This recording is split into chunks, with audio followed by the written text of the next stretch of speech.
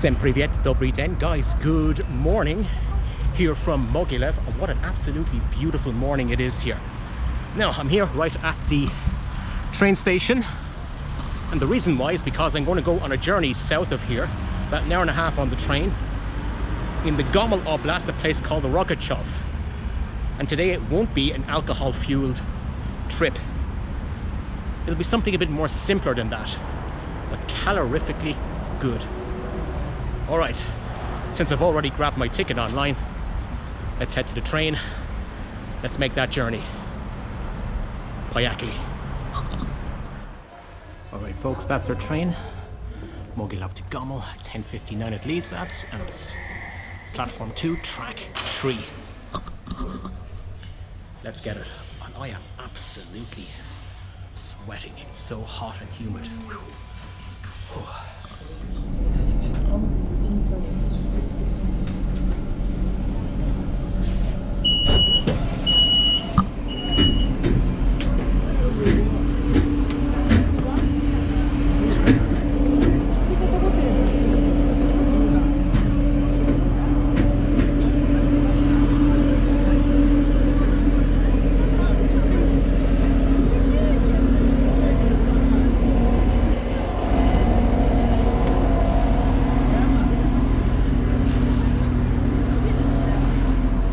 Folks, I have arrived in Rogachev.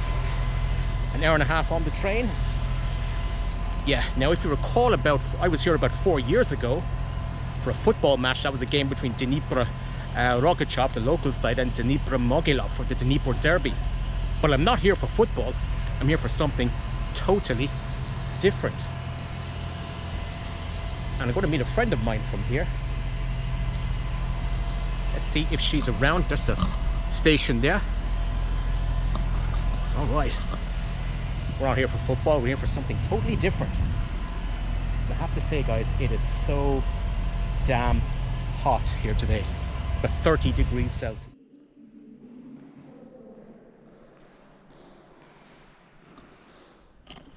Okay guys, so I've been met by my friend, but she's a bit too shy to be seen on the camera.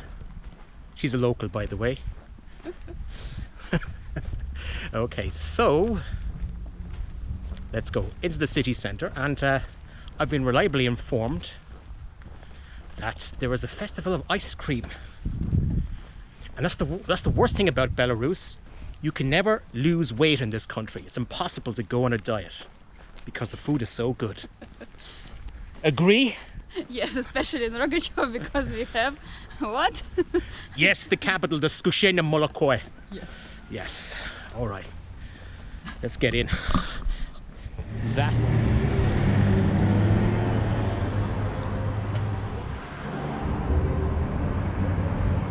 So my guide here, Marina, has just said that she's completely forgotten about the history of our own city, Rogachev. So let me fill you in a slight bit.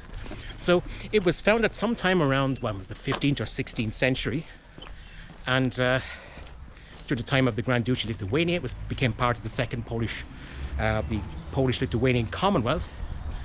And then, of course, in 1795, the final partition of Poland became part of the Russian Empire. Then we had the First World War, 1914, 1918. And of course, we had the Soviet Union. Then we had World War II. The Nazis occupied Rogachev for 3 years until liberation in July 1944. And in 1991, it became part of Belarus. So that is the brief history of the town of Rogachev. Am I correct?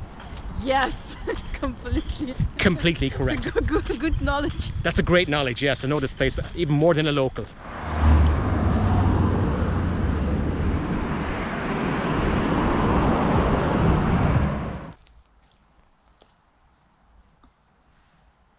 Right now, guys, we're inside the graveyard Kladbisha. And back in the day, back in the late 19th, early 20th century, some of the rich families here built kind of crypts or mausoleums. They still remain with us today, although they are closed off. Kind of something somber about walking through a graveyard. Yeah, it tells a lot of history.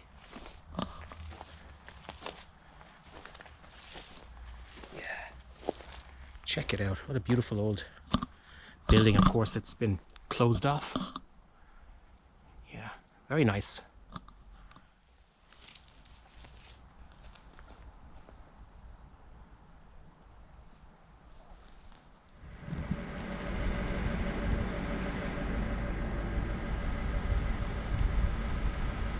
Stumbled across this monument here, and as I mentioned before, Rogachev was captured by the Germans sometime in early August 1941, and as I've said many times, people of Belarus paid a heavy price under the fascist occupation. And it's said right here at this space, the fascist occupiers killed about 1,000 civilians, residents who lived in this area right here at this spot.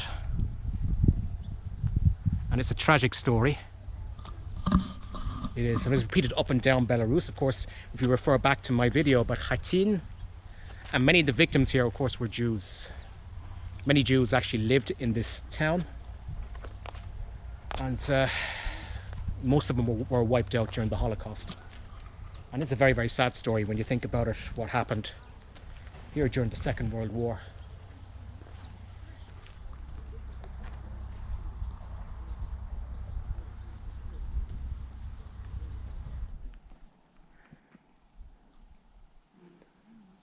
So my friend Marina, she's decided to bring me to this place. And the reason why is because right here, back in 1142, this is the place where Rogachev was founded. Yes. The famous castle. Yes. King Sigismund presented this place to his wife, and this is where it was built during the Grand Duchy of Lithuania. And down there, folks, is the famous Dnieper River.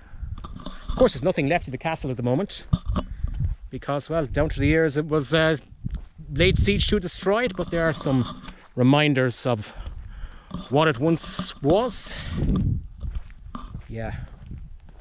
Let me just take you down to the river, guys, down to the Dnieper River, the Great Dnieper, the river that rises in Russia, in southwestern Russia, and it flows through Belarus, down through Ukraine, through the heart of Ukraine, into the Black Sea. Famous river that has seen so many different armies, conquerors, go up and down over the centuries. The Varangians, the Vikings, Tatars, the Swedes, Poles, Russians. And there it is, folks. The famous Dnieper River. You know, it's so hot now. Yes. I think this calls for a break. A certain dairy break. We've been building up to this. For after all, Rogachev is the Stolichna Skuchenia Molokwe в Беларуси. Конечно. Yes, of course. Indeed.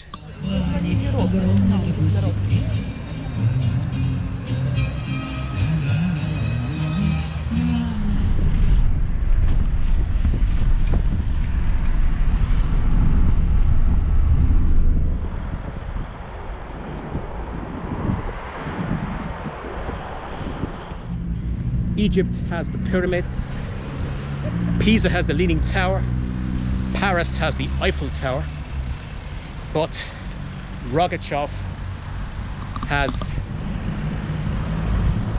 the famous condensed milk. Skushenia Molokoi. World famous. Can't beat that. And that's what I came to see.